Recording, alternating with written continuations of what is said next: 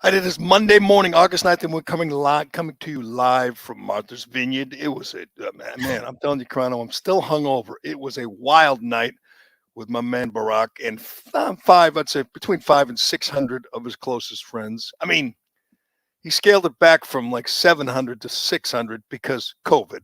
So that was nice, but we still had a good time, man. I was hanging with Clunes. I call him Clunes, George Clooney, who's just I mean, funny guy. Had a great time. John Legend. I mean, I was just talking, music with John Legend, one of my favorites. Dancing. I was dancing with Nancy Pelosi. Actually, I wasn't dancing with Nancy Pelosi. She didn't make the cut. Nancy Pelosi. Oh, And I read an account, as usual, the Daily Mail of Great Britain does the best job of covering like gossipy stories in this country, and they must have 10 reporters on the island, or else they're stealing it from other places, which they occasionally do, which is fine, but they got all the info. And how about this moment? It says in this story that Nancy Pelosi and Oprah Winfrey were having lunch the day before when Obama was playing golf, and Obama went in and said hello, and Oprah made the cut and Nancy didn't. Nancy Pelosi went to the island for the weekend expecting to go to the party. She got cut from the guest list. She still hung out with Oprah, had lunch, went to some fundraiser, but did not get to the party. Instead, a bunch of rappers I never heard of, all kinds of people. I don't know why they made the cut and he didn't, and she didn't. Larry David didn't make the. Can you imagine having a party and not inviting Larry David, who lives on the vineyard? No, I couldn't. I'd have to get him there. I mean, especially if there's there's token going on and people are handing out bags of weed because he's going to be super fun when he's high. I hung out with Larry David one night. I could tell you about that another time, but it was like hanging out with on the set in a scene from Curb Your Enthusiasm. He's the same guy, at least in my experience. He'd never had a quesadilla before, and we had quesadillas, and he was like pulling it apart, going, "What is this?" Didn't know what it was. Didn't know what a quesadilla was. But it was interesting. It was funny. We had a good. I made him laugh a little bit, and he made me laugh a little bit. It was just a couple of guys hanging, but it was a couple of hundred guys hanging on the vineyard for Barack Obama, and there's 100 pictures with the story. That one that woman, I don't never heard of her before, the singer rapper took that went viral that she had to take down of Obama on the dance floor, maskless. There's all kinds of pictures that leak out. There's not a mask in any of them. There's nobody. There's not one guest wearing a mask. And These are the same people who, in a couple of weeks, when your kid goes off to school, when your third grader or fifth grader or high school kid goes off to school, these same people will insist your children be masked up. Not one of them was masked up at this super spreader event. I mean, it's not Sturgis where you have guys on motorcycles. It's the ultimate collection of beautiful people and privileged people, liberal privilege in the most liberal place in the world, Martha's Vineyard, all having a great time. No one's wearing a mask. No one's social distancing. No one is even given a thought to COVID, which again makes the point that we've made many times. The people telling you to worry about COVID aren't worried about COVID. I don't know if you saw. So I was trying to I didn't see the probably the newest article that you did, but I was trying to discern from the images how many people were there, and you could kind of make out a bunch of people. It's definitely more than 50, which is the story that broke before the weekend. That was a lie. That was a lie. That was an absolute lie by Obama because he was taking some heat. It was a bad look. He, more than anyone ever, worries about bad looks, good looks. It's all about image and perception. That's how he made us. That's how he made it to where he is today.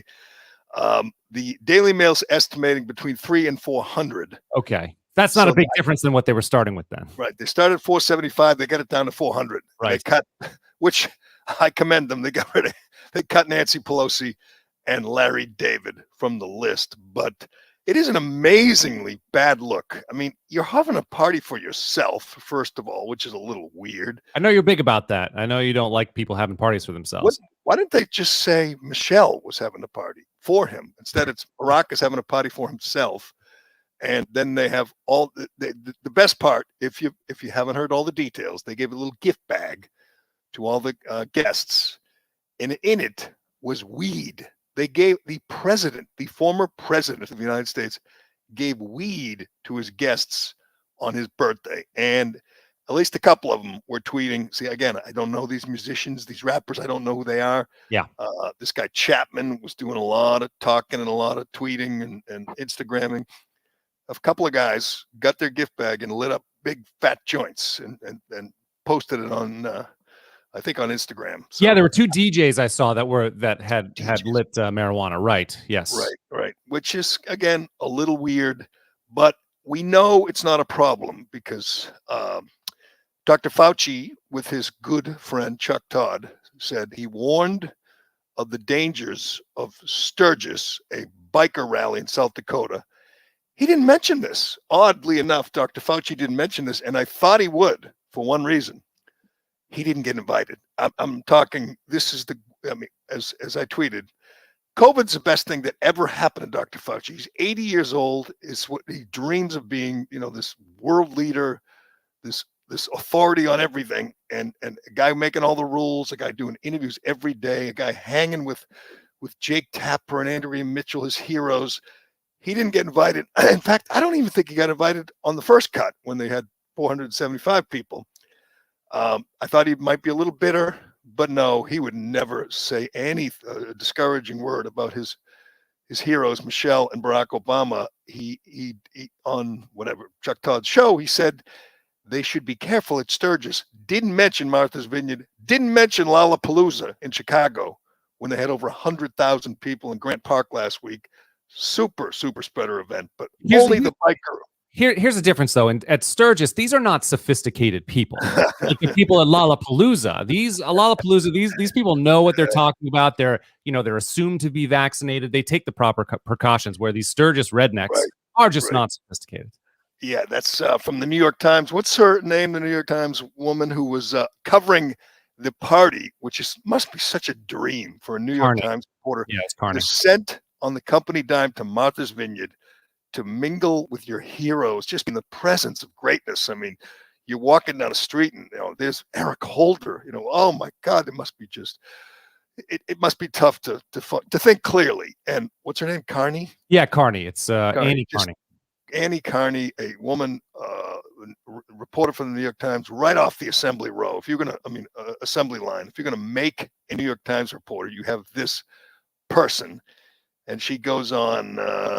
She on CNN. What show was she on? Was it Meet the Press? No, it wasn't Meet the Press. She was on CNN. CNN.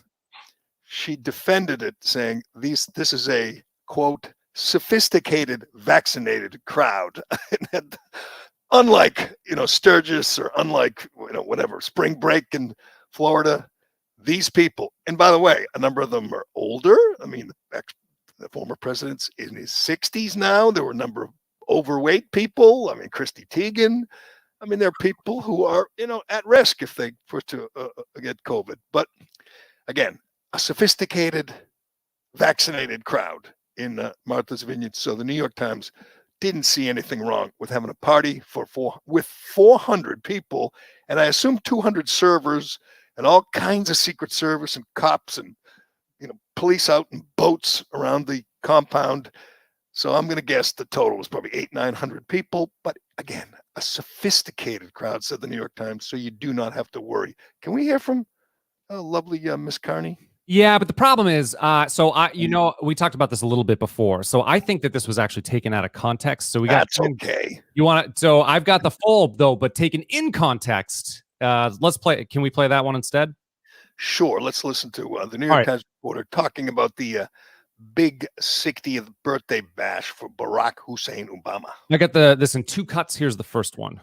Are they taking, and what are people saying on the island on Martha's Vineyard about this? They're saying, well, first of all, to be clear, this party is outdoors. All the guests had to submit negative COVID tests to a COVID coordinator and were encouraged to be vaccinated. They were not required to be vaccinated. But most of this crowd is assumed to be vaccinated. So they're following all CDC precautions. All right, so that's the first cut. Listen to that. Listen, this is a New York Times reporter running cover for Barack Obama and admitting they didn't have to be vaccinated. And I agree with Admitting, that point. I 100% agree with that point. Yes, running cover. and there was a lot of young, cool rapper types, a lot of black people, and we know they're reluctant to get the numbers aren't good in the African American community. So there were indeed unvaccinated people there. And as we saw, they were dancing and partying, and there were no masks and no social distancing. But they, the New York Times, was there to protect them and to cover for them and tell you, they were kind of sort of careful. You didn't have to prove you were vaccinated, but if you told them you were, honestly, if you show up and it's, I don't know, Tom Hanks, are they really going to say, let's see your papers? Tom Hanks, I believe, was there. Bradley Cooper was there. If they say, let's see your papers, they're not going to do that. Tom Hanks shouldn't get vaccinated. As everyone knows, he already had COVID. He's good. I bet it was on our system. Yeah. Right. Yeah. Right. So you want to hear the second cut? Sure. Let's hear the second cut from Annie Carney, or whatever her name is, from Annie New York Carney. Times. Yep. Here it is. The feeling on the island, I heard mixed things from people I interviewed. There were people who were legitimately upset that there was going to be hundreds of people traveling from across the country, showing up on the island, a small community of summer residents who are nervous about getting together at all. I quoted Rose Styron, the widow of the novelist William Styron, in my piece, saying she really was upset about this, even though she was invited to one of the Obama pre-parties. Other people said, this is really being overblown. They're following all the safety precautions. People are going to sporting events that are bigger than this. This is going to be safe. This is a sophisticated, vaccinated crowd, and this is just about optics. It's not about safety. She's exactly right about that. It's just about optics. It absolutely is. Yeah. But think of that. No, yeah, it's a sophisticated event. Unlike a ball game, people are going to sporting events. Yeah, but the problem that I have though is Greenwald took that. So Glenn Greenwald, who I appreciate a lot, even though he's on the different side of things than most libertarians like myself, he does try to get to the heart of the matter. He really took this out of context though, and said that, and really made it seem like she was saying that this is an unsophisticated. She was. I don't know about that. Clearly saying other people on the island are saying that. Now that's a technique. She's using that technique. She didn't talk to anybody who said that. She thinks that, feels that. She's defending, again, her people, and she's using the old people say technique. It happens all the time. She thinks that, I mean, there could be 10 million people in that tent coughing all over each other. She wouldn't care. She was there for one reason only, to do PR for her team. Her team is this crowd, and they miss Obama. I mean, can you imagine being, her and having to watch Biden bumbling and stumbling over himself every day, just pining for the days of the best teleprompter reader ever, Barack Obama. And they miss him, and they just love. They couldn't, even if they couldn't get in the tent. She just said it was outside. It was not outside. It was in a tent. You can see it in every picture. Nobody's out. They're all in the tent, and they're all at close quarters, and there's hundreds of them. But hey, it'll be interesting to see if anyone at the party comes down with COVID and it spreads, and Fauci will have to come on TV and say, "Oh, that's okay." It's kind of like a Black Lives Matter rally, or a George Floyd protest last year. COVID stays away from those things. COVID only attacks Sturgis. If you're on a Harley and you're in South Dakota, and by the way, isn't Sturgis outdoors? Oh, it is. Yeah, it's like rally outside. Yep. Sounds a hell of a lot safer to me than Barack Obama's party, but it was a good time. I had fun, and I asked if I was vaccinated. I said, sure. I just lied. They took my word for it. There was the honor system. You're absolutely right. But happy birthday to Barack. What's he going to do? Like when he's 65, 70, he's going to continue to do this, have parties for himself on his 30 acres on the vineyard, or actually.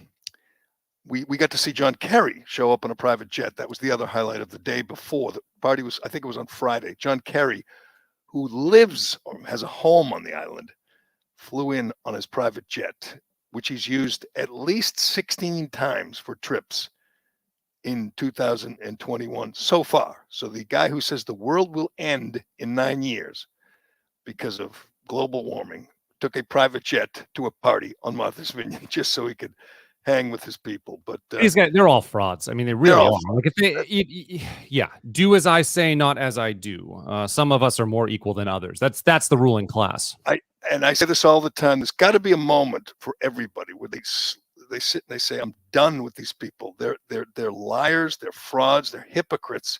It's about control. It's not about COVID."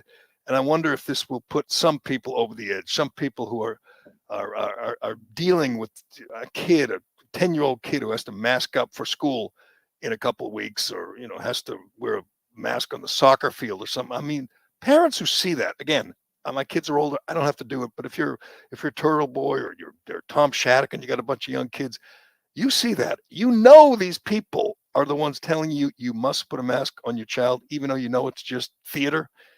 And then you see them and you say, wait a second, they're not afraid of COVID. They're not masked up. They're not following the rules. Why should I? I don't know this, but I would guess that most elementary or middle schools are probably the size or smaller than the group that got together for Obama's birthday party. And they're, spread out across the school, in different classrooms and things. So, I mean, yeah, I would look at that. And if I were a parent, I'd be pissed.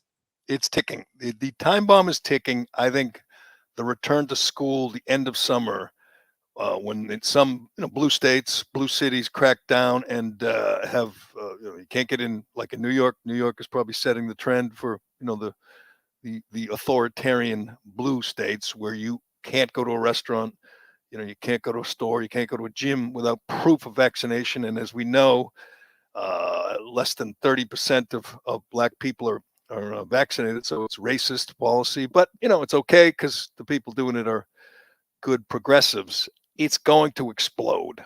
And I don't know if it'll be at an airport or at a restaurant or on the sidewalk, but there's going to be so much friction, so much tension in the coming days, because every single day we see these hypocrites saying, do as I say, not as I do. Rules are for thee, not for me.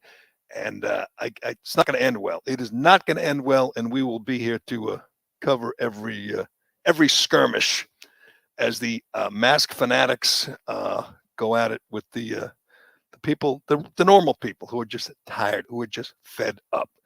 All right, we have to move on because we have so much to get to today. Carano, the list is long. There's some good stuff here. I want to do the fan at Coors Field. All right, because what you've done, and I know you were up early this morning doing a forensic study of the tape, and I don't think everyone has heard it yet. Put it that way. This broke yesterday. I think it was toward the end of the Rockies game in Coors Field in Denver, which hosted the All-Star game a few weeks ago, because Georgia was racist. So Denver hosted the All-Star game. It was one of the most outrageous, one of the most cowardly, pandering acts in professional sports history, when they pulled the game out like 10 minutes after Biden and his team started saying, the voter ID law was Jim Crow on steroids. It was an outrageous lie by Biden, who has lied about Georgia over and over and again. So is a lot of politicians and media people. They pull out of Georgia. They go to Denver. Denver's 9% Black. Atlanta's 51% Black. So they did it for racist, because Georgia was racist. Well, and crushing Black community businesses too. That around the ballpark and all the festivities, right? 8,000 hotel rooms, $100 million in business out of Georgia into Denver. Just that's a little backdrop here. But this thing broke, and immediately, and I tweeted about it, immediately there was outrage, and the Colorado Rockies apologized for a statement, and they were investigating to try and find the fan. And, I tweeted about comparing it to Boston. We can get to that. But you have studied the tape. You have played it back and forth and broken it down. And so have a few other people. Let's just play it. Tell you initially what people thought, or what people said or charged or accused, and then we'll get to what actually happened. Who's the Lewis Brinson? Yeah, this is from the Marlins broadcast. Lewis Brinson is a Marlins player. He's up at bat. He's Black, and this is how it sounded. I think, I don't know, late in the game when he's up at the plate, and it's not, it's not a lot of excitement in the ballpark, so you can hear what they said was a racist heckler. Let's play it and see what you think.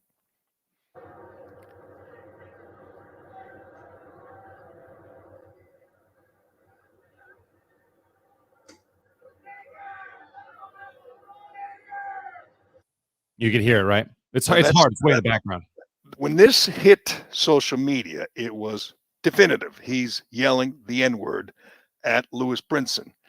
And immediately, if you're on Twitter and I assume other social media platforms, or probably talk radio, I don't know if it made ESPN, but this is the kind of gift that the race hustlers in the sports media love. I mean, they love it more when it's a Boston thing, and they can make up a lie about, Tory Hunter can lie about Boston fans, and Boston media will play along, and Boston sports talk radio will defend him. I mean, we've said it many, many times, but the Boston Red Sox, no ownership in professional sports has done more to disparage their own fans than the Boston Red Sox. No one does less to defend their own fans, their own paying customers than the Boston Red Sox. Anytime an opposing player makes up a story about how he was attacked by vicious racists, the most recent one would be Tory Hunter last year, who said a group of kids stood up in Fenway during a game and chanted the N-word,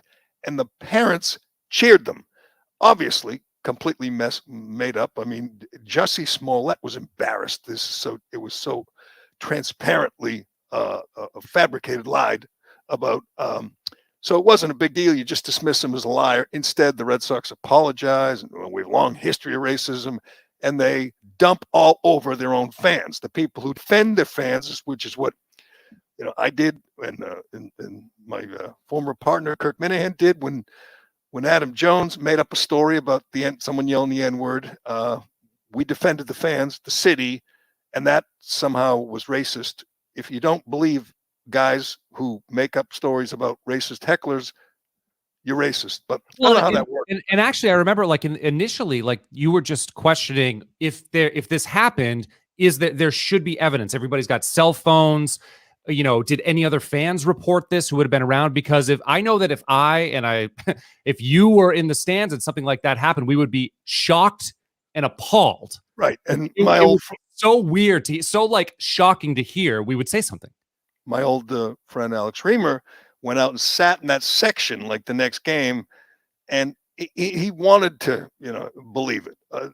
Liberals always want to believe the worst in people. They want to believe that the ballpark is full of Klansmen yelling racist things and only rooting for white guys.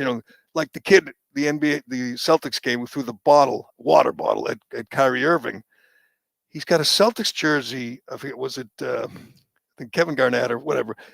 He's spending a lot of money to be at Celtics games, a huge Celtics fan, and they want you to believe he's this vile racist. And I asked, how does that work? You're spending every day and night rooting for a bunch of black guys, and yet you hate black guys? It doesn't make any sense, but doesn't matter.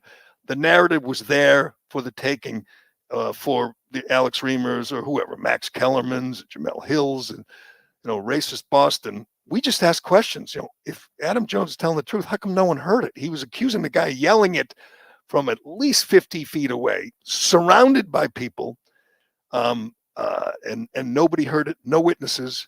Again, if Tory Hunter, by the way, were telling the truth, hundreds of people would point out the kids to security. They'd be escorted out. They'd be banned from the stadium. It's ridiculous to think that you could yell that word in front of a bunch of other fans and nobody says a word, nobody points you out. It's what?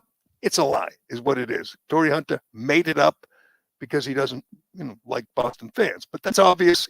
Everyone knows he made it up, but they don't want to question him, because if they do, they'll be accused of being racist themselves. It's kind of a crazy thing, but that's how it works. Yesterday, when this broke, immediately I get the people on Twitter saying, isn't that proof? You get your proof. And initially, because of the reaction I'm seeing, I'm going, wow, I guess you do. This sounds sounds pretty damning. Yeah. Then if you read further and listen to other people who were there, it seems like he might not have been yelling. That might not have been the N-word. it would be the name of the Rockies mascot. Do I have that correct? Yeah, Digger is his name with a D. Digger is the Rockies mascot. I don't know what he is. He's a big, hairy, whatever character. Do you have a picture of Digger? What does Digger look like? I'd have to pull it up. Hold on a second. That's okay. And here's why, and again, I'll be accused of, oh, you just can't ever believe people. Here's why it's much more likely that this heckler or this fan was yelling Digger, because nobody says a word. I mean, again, it doesn't matter if it's Boston or Denver or wherever. If someone's yelling that word at a player, that person is going to be confronted by other fans. Oh, it's not Digger. I apologize. It's Dinger. Dinger. Yeah. Dinger. Sorry, I apologize. Yeah, because he's a dinosaur. He's a triceratops. He's got two horns and a thing and like a beak too. It's very strange. Right. Dinger. Right. Apologize. Dinger. So when you go, but consider that this. Play it again. We'll ask if he's yelling Dinger or the N-word. And again, if he's yelling the N-word, there's immediately going to be someone going, shut up, or what's wrong with you, or you asshole. It's going to get ugly. That's a fact. I don't care what city it's in. This is America in 2021. People don't stand for other people yelling that word. It's absurd to even imagine it. You will hear, I think, today, again on Sports Talk Radio or on ESPN or Around the Horn or one of these shows, you will hear people running with this as if it's gospel. They will say, yes, listen to that. This is awful. They should, what Michael Wilbon, I believe, said when a Boston fan was accusing, when they were accusing a Boston fan of yelling the word, said they should take away draft picks. I think it was Michael Wilbon. It was an ESPN personality. Take away draft picks from the team because it was obviously a very shaky accusation. There was no proof. Thought they should take away draft picks from the team. That's how nuts it was. Or somebody else said that they should take away home games or something. They went crazy with this when Torrey Hunter and or Adam Jones said it with the outrage. They cranked up Outrage Inc. and just accused Boston of every ugly thing and went back to Bill Russell and busing and you name it.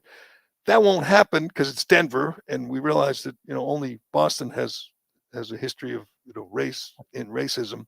But I think it's all going to fall apart when you listen again. And again, it's not clear whether it's what is it, Dinger, like hitting a home run, Dinger or the N-word. Oh, I get you. Dinger is the yeah. Did I ever tell you when I was at Sports Illustrated, there was an editor who used to want to use other words than home run. If you said he hit a home run, he would change it to dinger. Really? What? I hate dinger. I hate that word. It's so silly. I mean, if I wanted to call it a dinger, I would call it a dinger. Or he'd change it to round tripper. And you'd go, I just want it to be home run. Okay, can it just be home run? Anyway, play it again and tell me which is more likely, that he's saying dinger or he's saying the N-word. And keep in mind, there's nobody else shouting anything when this guy allegedly uses a racial slur at a player in the middle of a packed ballpark.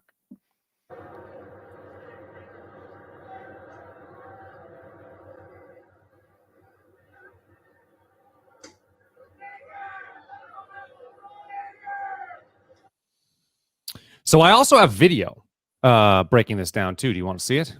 See, if that were, when I first heard it, it sounded like the N-word. It does. Yeah, it really does. It sounds like the N-word, but it is I guess I can't imagine a ballpark in any American city, middle of a nice afternoon, ballparks full of kids and families, and a guy yells that and nobody says. That's the thing. It's a quiet, you're right, exactly right. It's a quiet ballpark. If he were saying the N-word, everybody around him, you would have heard like the crowd roar. Just at least boo. They'd be booing and going, what is wrong? And they'd be pointing them out, by the way. Right. And the Rockies have released a statement apologizing to Lewis Brinson and the Marlins and everything else, and said they didn't have the guy's identity yet, but they were working on it. So they're going to catch him. He's going to say, I was yelling at your mascot. And I assume it'll end right there. you never know. There'll be someone at ESPN insisting that they, throw the guy in prison just because that's how they react to these kind of things. But again, it's much, much more likely that he's not saying the N-word because there is no other reaction. There's no outrage, instant outrage, which there would be in any ballpark if he indeed said the N-word. But what did you get from the video? I'll play it. You'll see. Okay. Here it is.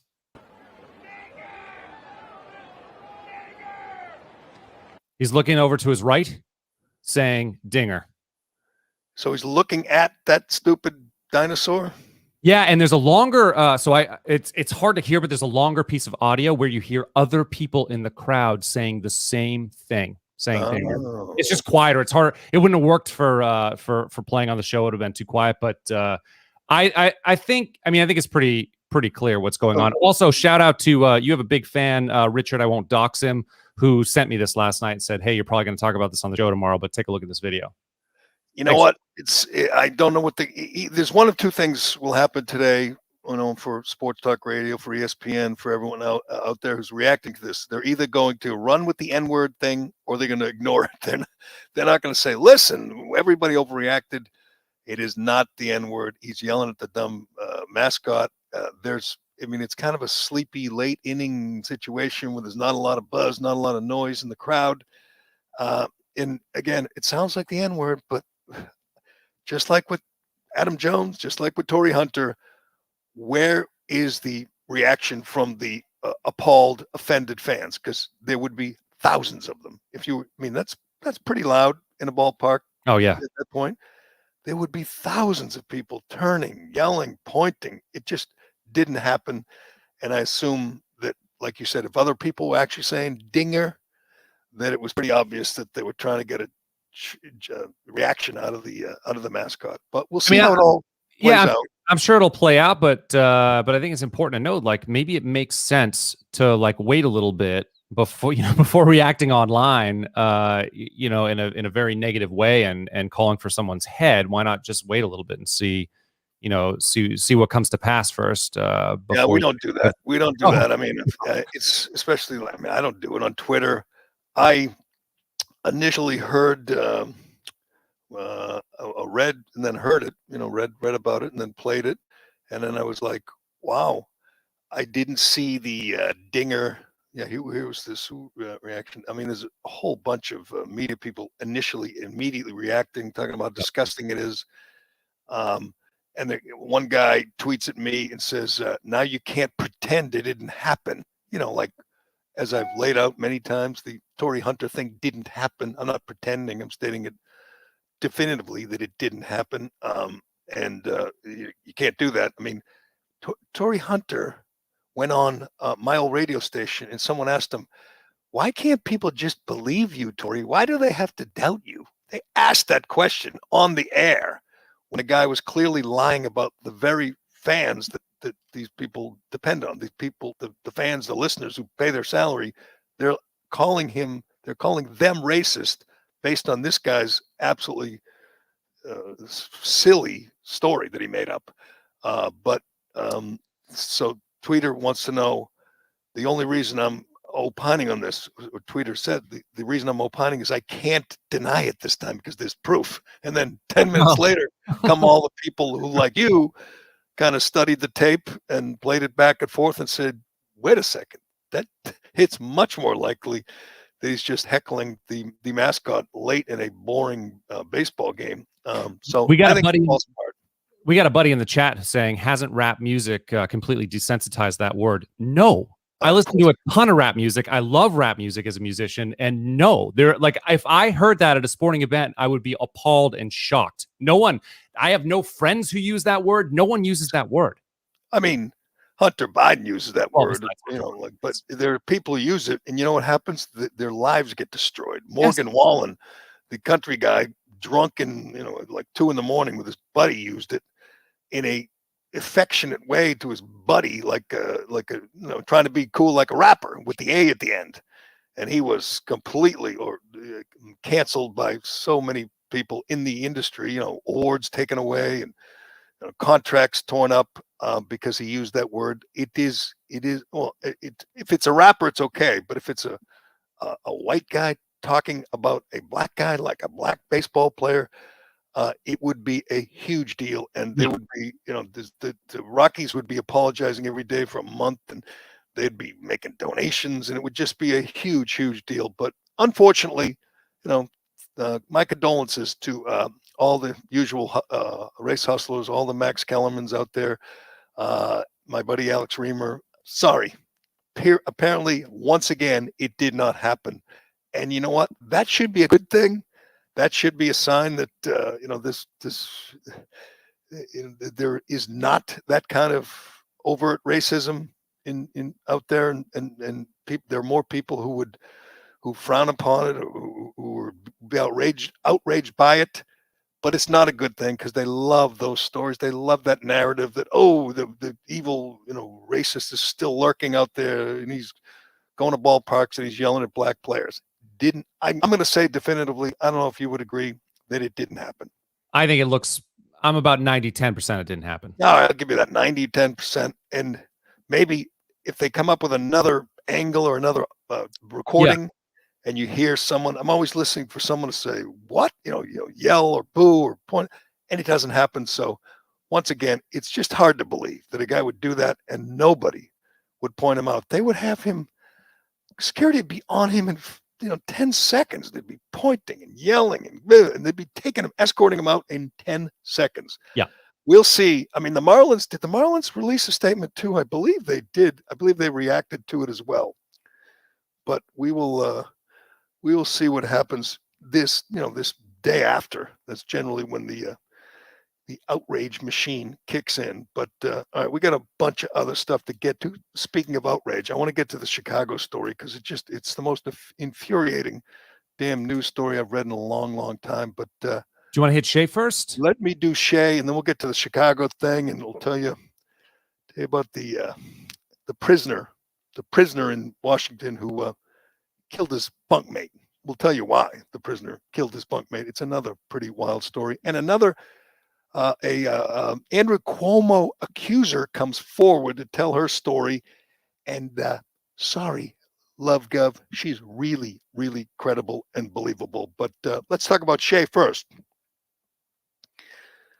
I don't want to do this Chicago. I want to do a lot before we wrap this up, Karana, but I want to do this Chicago story because it becomes a regular thing with me on Sunday night, Monday morning, where I see the weekend in shooting in Chicago, get the number over the weekend in Chicago, 72 people shot, 10 killed, I believe. I can get the exact number.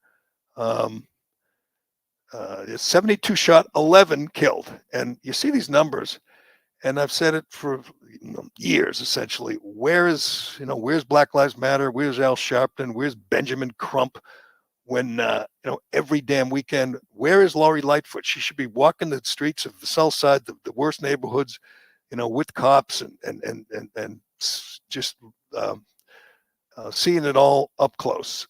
72 people shot, 11 dead, including a 29-year-old police officer, Ella French. And if you are one of those people who tunes out over the weekend, I don't blame you. It's August. You're having a good time. You're not watching the news, especially not this kind of depressing, infuriating news. This will piss you off as much as anything. She's 29. She has a 2-month-old baby. 2-month-old baby. She just came off maternity leave.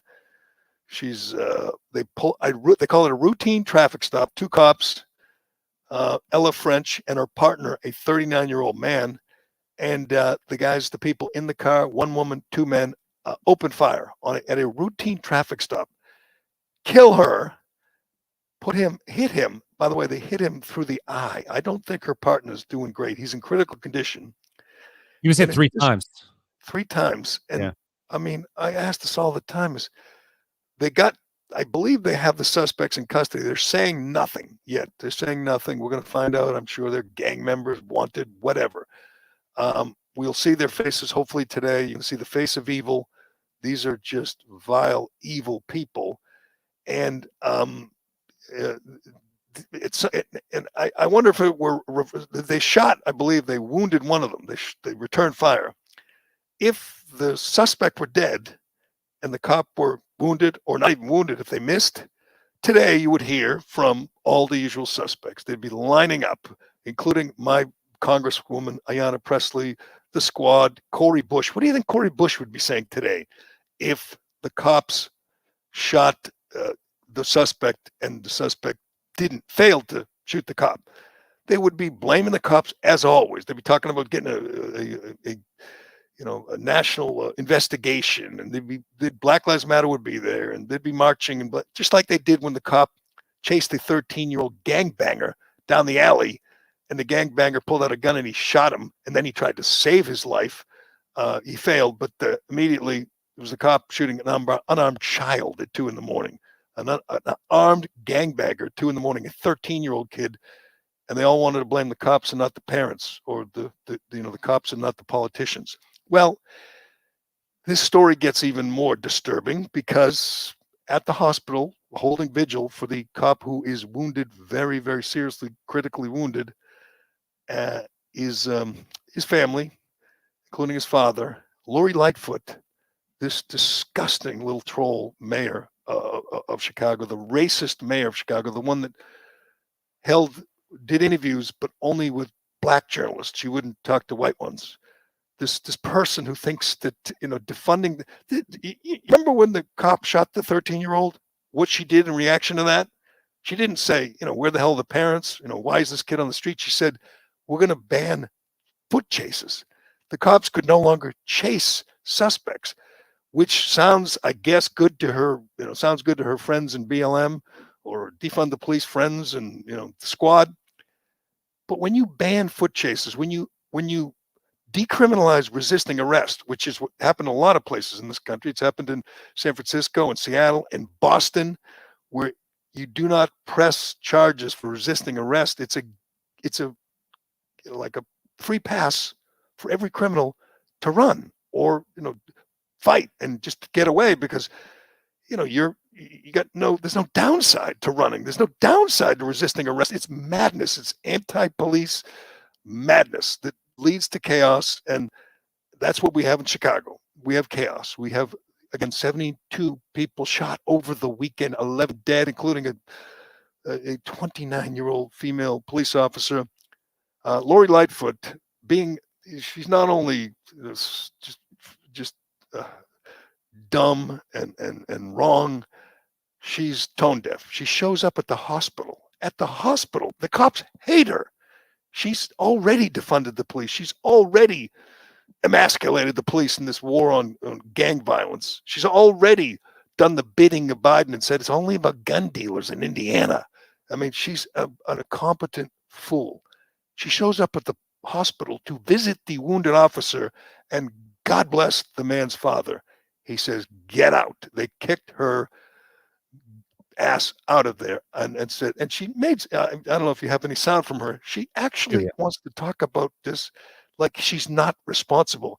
She is. I just saw the head of the Chicago Cops Union say, this woman has blood on her hands. She's declared war on the cops. She's defended the criminals and declared war on the cops. They hate her. They hold her responsible for this.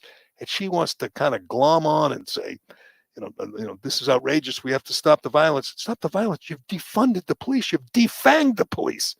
And you're going to step out front of the cameras. I mean, talk about gall.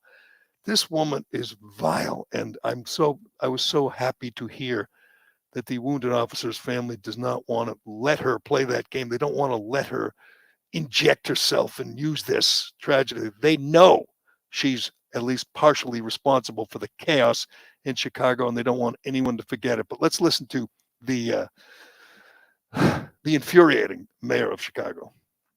We must remind ourselves every single day. Our officers are fearless in the face of danger. They run to danger to protect us. We can never forget that. Never forget the sacrifices that they make every single day as we speak to protect people in neighborhoods, even in the face of violence. They run to them. See, this woman has literally banned running after criminals. Think of that. Literally banned. I mean, these guys, I agree, they have balls. This woman's 29 years old. She has a 2-month-old baby, and she's pulling over gangbangers and shooting it out with them, and unfortunately losing her life. And the mayor has the gall to say they're heroes. They run to danger when she has already banned running after criminals. It's just disgusting. I hope everyone is disgusted. And by the way, I love when the squad. There's one thing I like about them. Ayanna Pressley, AOC, Cori Bush, the Rashida Tlaib, the whole bunch of them, is they aren't playing along with the Biden administration's damage control about defund the police. Biden flat out said he wanted to defund the police, and then of course, when crime spikes and they get the poll numbers, they say, "Oh no, he never said that." He flat out lies about it. Oh no, Democrats don't want to defund the police. They actually tried to blame the Republicans, which was pretty silly. And then you hear from Cori Bush or Ayanna Pressley, they don't back down. They said, "Nope, we want to defund the police. We want to reimagine policing." They'll be nowhere to be found today as Chicago holds a vigil for this officer, and we find out the kind of people who did this. I'm going to guess they got records. I'm going to guess there are prosecutors who went easy on them. I'm going to guess that I'm just going to wild guess that the guns were illegal, that they didn't follow gun laws. Because today or soon, Chuck Schumer and Pelosi will start talking about the NRA. Now we have to have better, stricter gun laws. Just a guess, Carano, that these individuals in the car that opened fire on the cops didn't register their firearm. Unlike you, they didn't follow the rules. Just a guess. You're probably right about that. You think? Yeah, and I think and I've already seen tweets about this, more gun control and all this stuff, and it's a bunch of people who don't know what they're talking about. They say automatic weapons when it's not; those are already banned, or they say they call them assault weapons when they're they're just the same rifles that you'd use for hunting. It's a bunch of people who don't know what the hell they're talking about using talking points to try to ban guns again. Just another guess. It wasn't an AR-15 they used in this. It wasn't a registered firearm. It wasn't a legal firearm, and it wasn't an assault weapon that they used. I don't know that yet. I'm just going to guess. It just blows my mind that it's the thing that people won't talk about, which is the real problem, and there's a number of reasons for it, is just the callousness, the lack of respect for human life, the devaluing of human life. I mean, you got, again, the 13-year-old gangbanger with the gun at 2 a.m. who's like shooting at people, and you're saying, wait a second, where did we get to that point? I mean, it starts in the home. It's like 75% of black kids are in single-family homes now, probably higher in Chicago. In the schools where they'll be teaching whatever, critical race theory, talking about climate change rather than, trying to set these kids on the right path. There's a number of things that contribute to this. The gun dealer in Indiana is way down on the list. Oh yeah, and they're so regulated. The gun dealers are so regulated. They have to go through so many hoops. Even New Hampshire, where it's constitutional carry. If I buy a gun in New Hampshire, I still have to get a background check. There's a whole bunch of hoops I have to go through. Right. So that's a diversion. Today, if you hear any politician, any congressperson, any media people talking about gun control, and you will, that's a strategy. Biden administration's already decided to not address the problem of gangs and fatherless homes and educate. They will deal with they will pretend the inanimate object is what they'll deal with. Yes, right. And they'll talk about AR-15s when AR-15s are probably responsible for none of the 72 people shot in Chicago over the weekend. I will guarantee you, Carano, that not one was shot with an AR-15. Not one. And if there's thousands, I can get the numbers so far this year in Chicago. I guarantee that hardly any, if any, were shot with assault weapons or AR-15s or AK-47s. It's not how it works. These are handguns, and the people shooting them don't give a damn that she's a 29-year-old, pretty young mother, just gave birth. They don't care that they're throwing their whole lives away. They don't care about human life. And that's the problem. And I realize it's not an easy solution, but it's got nothing to do with whatever this idiot mayor is going to talk about. Today she'll talk about gun control. Tomorrow she'll talk about defunding the police again and finding more ways to put criminals back on the street. And then we'll look at the DA and the prosecution. We'll say the guy had a rap sheet a mile long and was back on the street. It's It's scary how violent it is in Chicago. And again, I should ask him Monday, where's Al Sharpton? Oh, that's right. He was on the Vineyard partying without a mask on. Smoking weed with Obama.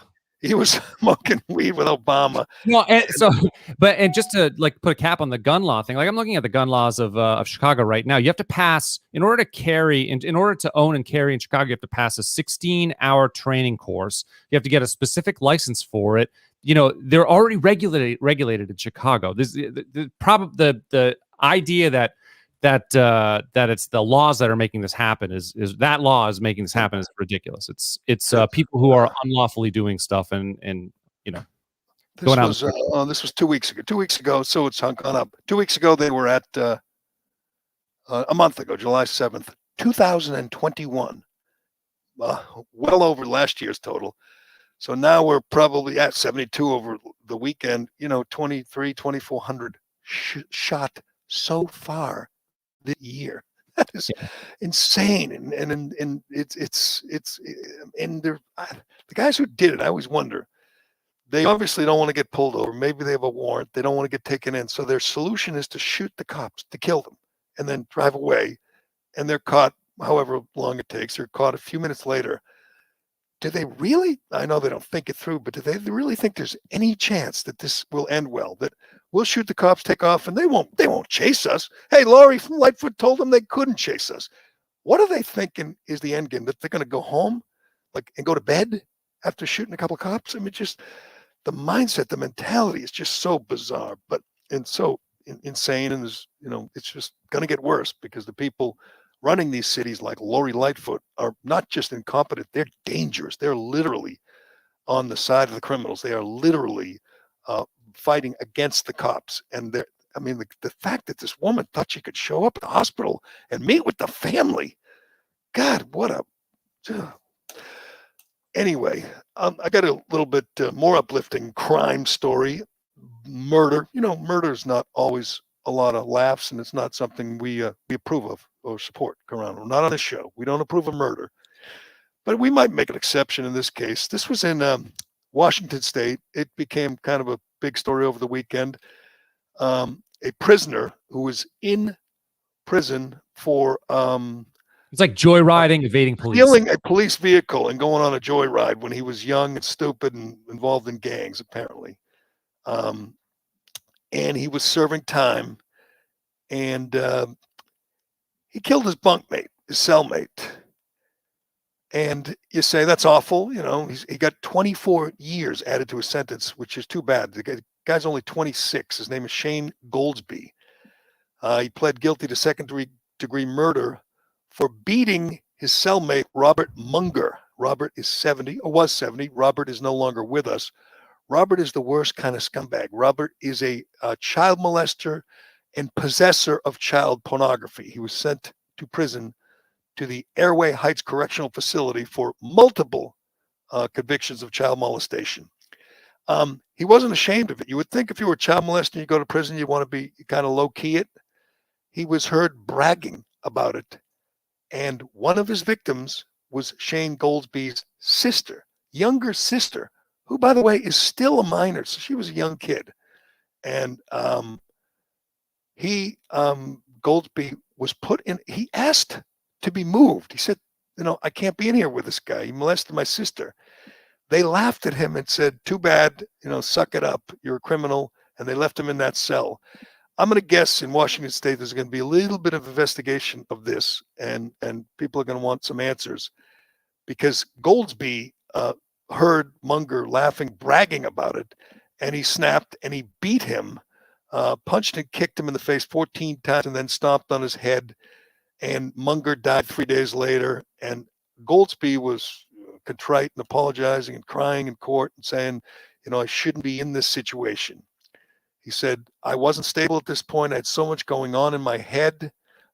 He kept wanting to give me details about what he did to his sister.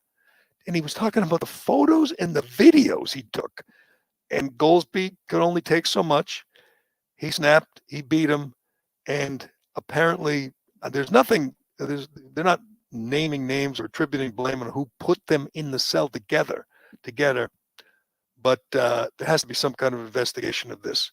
Well, and I know, so everybody's responsible for their own actions. Like you're an adult, you're responsible for your own actions. But to me, this is a huge failure of the Washington Department of Corrections, who submitted Goldsby to cruel and unusual punishment. Like that is a huge failure on their part, and there should be an investigation. Whoever did that or okayed that should be fired. They should not be in law enforcement or corrections at all. That's a ridiculous. They set this in motion. He'd been in prison 4 years. He was sent away at 22 for stealing a police car and then crashing it. And apparently he was in gangs, but apparently he, reformed and had, I don't know how much longer he had left, but they added 24 years. So he's not getting out. And he wrote a letter to his sister and said he did it for her and all that, and cried and couldn't even keep it together in court. But I mean, as Dirty Harry said, man has got to know his limitations, and you can't expect any guy, particularly a badass ganger, former gang guy with neck tats. He's got neck tats to keep it together when he's in the cell with the monster that molested his sister. See, the mistake he made, Ron, was he finished him off. He punched and kicked him 14 times, and he died. He should have limited that to, I don't know, 10 or 12, and have him on, life support for the rest of his life, or have him, in the hospital for months and months. Just give him a good ass whooping.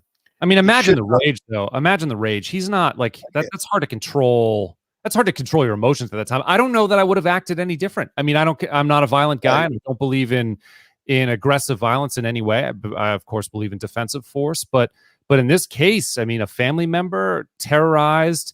And imagine if you know that family member struggling, if his little sister, who's still a minor, is struggling, if it really messed her up, if she's in therapy, if she's suicidal. Imagine how you react to that again. Bad move, Shane Goldsby, finishing him off. You should have just pounded him, beaten him to within an inch of his life, and everyone could have lived happily ever after. Unfortunately, he'll be in prison for a good long time, but you know what? He'll look back someday and say, it was worth it. It was worth it. But anyway, you know what wasn't worth it? What? You know what wasn't worth it? Andrew Cuomo getting a little feel, copping a little feel from every young woman that came across him in the governor's office. It's continuing to unravel for Killer Cuomo, the biggest scumbag in America. I just heard some liberal idiot on the news was saying, was it Abbott? Either Abbott or DeSantis was the worst governor in America. And I'm going, wait a second. I know you're a liberal and you loved Andrew Cuomo a year ago, but do you still love him now that you know what kind of scumbag he really is? Oh, another update. Chris Cuomo is on vacation. He will not be on the CNN talking about this. CNN, which fired 3 employees the other day for showing up at work unvaccinated, fired them. So just to go over the rules, the HR rules at CNN, you can whip out your little wiener and spank it on a Zoom call. You can't show up unvaccinated. You can defend, strategize with a serial sexual harasser and plot and plan how to destroy the women accusing him. You can do that, but you cannot show up at work unvaccinated. That's a deal breaker. As I tweeted, I hope our guy Bobby Burrick from Outkick, and I'm sure he's trying, gets a hold of these 3 people who were fired for not getting vaccinated. And Jeffrey Toobin is still an employee in the good graces of Jeff Zucker, a guy who pulled out his wiener and gave it a grab during a Zoom call with a bunch of women. Anyway, values are all screwed up. I don't get it. You think Cuomo's latest accuser, again, I'm not passing judgment. I'm not saying this is good or bad or even matters at all. But Cuomo's victims are attractive women. They're young. They're in some cases 40 years younger than he is, and you could tell that he was, picking them to groom them and hiring them based on, at least partially, on their attractiveness. But what is her name again, Matt? Her name is Brittany Camizzo. Brittany Camizzo was on CBS this morning. That's right. Giving an interview talking about Cuomo, and like his other victims, seems very credible.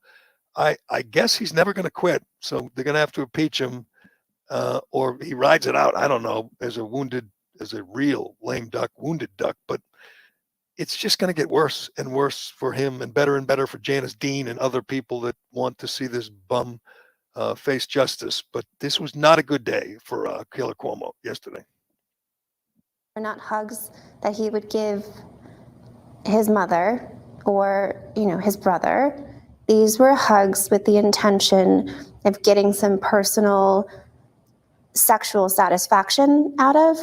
Then they started to be hugs with kisses on the cheek. And then there was at one point a hug. And then when he went to go kiss me on the cheek, he quickly turned his head and he kissed me on the lips. A surprise kiss on the lips from a 63-year-old scumbag who, has bad breath and cheap cologne. And, oh man, and this, she was, what did she say how old she was? Because she looks young. I can't tell from the. She's 32. She's 32. So she was probably, in her 20s when he was grooming her. I mean, either way, it's half. It doesn't matter, right? It's half his age, correct? But I've got 3 cuts here too. She asks a great question, doesn't she? Isn't this a crime? I mean, isn't this a crime? Shouldn't there be a criminal? I know the DA, Letitia James, said she's done, her work is done, but shouldn't there be some criminal investigation and criminal charges if these women, if they want to pursue the charges, there should be charges. They should get their day in court, and he should get his. But I don't quite understand why there's not more of an outcry for criminal charges against this guy. And I know he's not, Bill Clinton. He's not Ted Kennedy. He's not, killing or raping them. But he is crossing the line, and it is criminal. It is assault. But maybe that's coming. We'll see. But can we hear more from Rebecca? Yeah. How do you say her last name again? I think it's Camisso or Camisso. Yeah. Rebecca Camisso, the latest accuser to come forward. It's Brittany Camisso. Brittany, I'm sorry. Yeah, that's okay. What did you say? I didn't say anything. I didn't say anything this whole time. People don't understand that this is the governor of the state of New York. There are troopers that are outside of the mansion. They are not there to protect me. They are there to protect him. I felt as though if I did something to insult him, especially insult him in his own home, it wasn't going to be him that was going to get fired or in trouble. Did you? Troopers outside the home. Yeah, including one that he handpicked because she was an attractive woman, and then he asked her to get him a girlfriend who could handle pain. Now, I don't know how you survive any of this, but we'll find out because he will never, ever, ever quit. He will never walk away with any dignity or any humility. It's going to get ugly, and that's okay because this is what he deserves. He deserves to suffer, and we'll see how it goes going forward. But CBS, I guarantee you look back, they defended him. They circled the wagons like the rest of the media around him during the when he was killing elderly people in New York. That was okay, but now he's kissing young women on the lips. They've turned on him, and that's a good thing. I'm sure she's got a lot of pressure on her, so I'm glad that she decided to come forward and do this, even if it was kind of a I know it seems like a soft landing spot for her, which is great.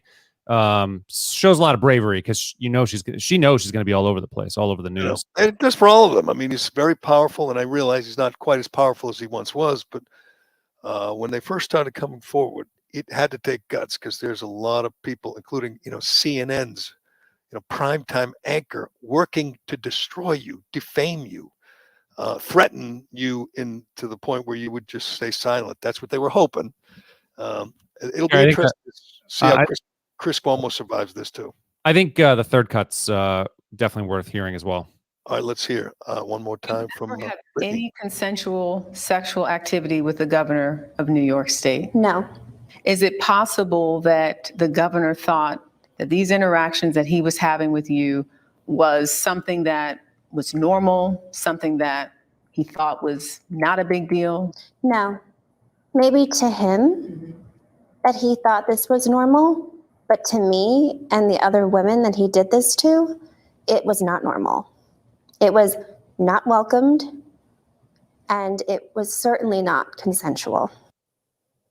The gov- You know, the level of just brazenness and gall it takes to be 63 and think this beautiful 30-year-old or 25-year-old or whatever, there's so many of them, to think that they would have interest in you, you know? I mean, I realize the Cuomos are just narcissists. We've seen both of them in action, but I mean, did he often, close the deal with these young, beautiful young women? I mean, he's the love gave. He's single, looking to mingle, said Chris Cuomo. But the idea that you're 63 and you're creepy, everyone admits you're creepy, you're disgusting, and this beautiful young girl would want you, I guess, give him credit for confidence because he made the moves and he probably thinking one of two things could happen. She could resist me and there's no big deal. I'll walk away, or she could give me what I want. And no one's ever going to press charges because I'm Andrew Cuomo. I'm powerful. I'm intimidating, and it's great to see him fall from grace. I don't think he'll end up in prison, with Harvey Weinstein or Bill Cosby. But it's good to see the veneer, the veil stripped away, and we get to see the real scumbag Cuomo. But we'll keep you updated on that one. It's not going away. And we'll keep you updated on the scandal out of Coors Field in Denver. I'm going to say my guy Matt Carano pretty much debunked the N-word narrative. I don't think that's going to take off now. I think people, maybe it will. Who knows? I mean, people ran with Jussie Smollett for a couple of days, even though it was the most ridiculous hoax of all time. People believed Tory Hunter, even though he was completely making it up. So maybe people will run with the N-word narrative in Denver, but we will see. We'll follow that too. But all right, I have a whole bunch more here, but we'll save it for tomorrow, Carano. Is that all right with you? Sounds good to me. Yes. Sounds good to you. That's all that matters. All right. Thanks to DCU and Shea Concrete. Thanks to everybody for listening and watching and commenting. We have a lot of comments. I didn't really read too many of them. I'm always on that. Yeah. You are? Okay. Well, Yeah. You read them all? Did we promise everyone we will read their comments? No, I mean, I scan them. I'm doing a show with you too. I got to talk to you and listen to you and play stuff. So, a multitasking here, but I do read a lot of the comments. And you're tweeting from the Gerry Callahan show. That's not good. during the show, but yes. Yes, you are. I can see it tweeted right there during the show. No.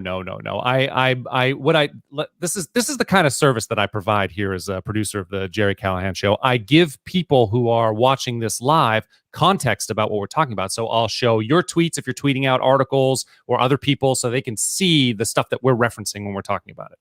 Oh, okay. Good job. Good job, Karan. Yes. Good job. All right. We will leave it there. I am Gerry Callahan. This is the Callahan Show. And we will talk to you again tomorrow.